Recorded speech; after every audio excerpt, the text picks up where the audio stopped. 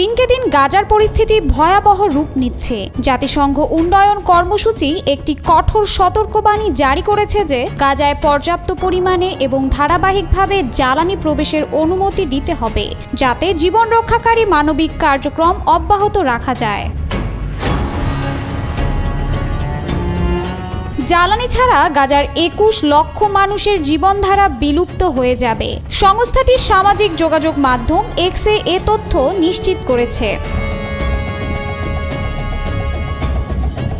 পর্যাপ্ত জ্বালানি ছাড়া এই সংকট মোকাবেলায় জাতিসংঘের সংস্থাগুলি সম্ভবত তাদের কার্যক্রম সম্পূর্ণভাবে বন্ধ রাখতে বাধ্য হবে, যা গাজার সব অত্যাবশ্যক সেবাকে সরাসরি প্রভাবিত করবে। এর অর্থ হলো কোনো স্বাস্থ্যসেবা নেই, কোনো পরিষ্কার পানি নেই এবং সাহায্য পৌঁছানোর কোনো সক্ষমতা নেই।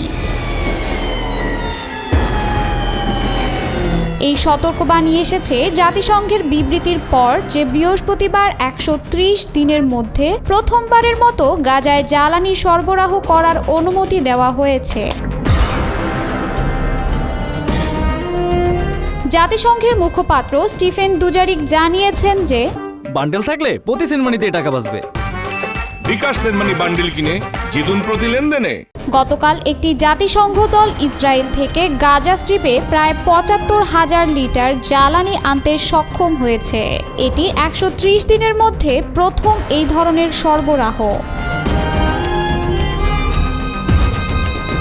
তবে এই পরিমাণ এমনকি একদিনের প্রয়োজনও মেটাতে পারেনি, যার ফলে হাসপাতাল, পানি সরবরাহ ব্যবস্থা এবং সাহায্য কার্যক্রম ধসের দ্বারপ্রান্তে রয়েছে। দুজারিক সতর্ক করে বলেছেন, গতকাল যে পরিমাণ জ্বালানি এসেছে তা এমনকি একদিনের শক্তির চাহিদা মেটাতে পারবে না। জ্বালানি এখনও ফুরিয়ে যাচ্ছে এবং যদি অবিলম্বে বড় পরিমাণে জ্বালানি প্রবেশ না করে তাহলে সেবাগুলি বন্ধ হয়ে যাবে। জাতিসংঘ এবং তার অংশীদারদের অত্যাবশ্যক জীবন রক্ষাকারী এবং জীবন ধারণকারী কার্যক্রম চালিয়ে যাওয়ার জন্য প্রতিদিন লক্ষ লক্ষ লিটার জ্বালানি প্রয়োজন।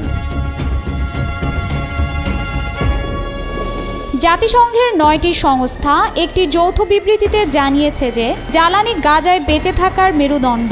এটি হাসপাতাল, পানি ব্যবস্থা, স্যানিটেশন নেটওয়ার্ক, অ্যাম্বুলেন্স এবং মানবিক কার্যক্রমের প্রতিটি দিক পরিচালনা করে।